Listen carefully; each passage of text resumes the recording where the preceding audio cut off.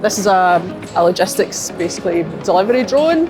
And this year we will be flying in 5 different regions of Scotland for NHS, doing different types of medical service. We'll be looking at things like blood sample transfer, chemotherapy medication, and other small equipment.